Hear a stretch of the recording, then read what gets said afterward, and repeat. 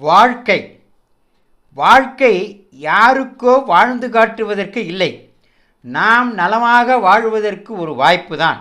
வாழ்க்கையில் மற்றவர்களை மதித்து நாமாகவே வாழும் வரையில் மகிழ்ச்சி நம்மோடு இருக்கும்.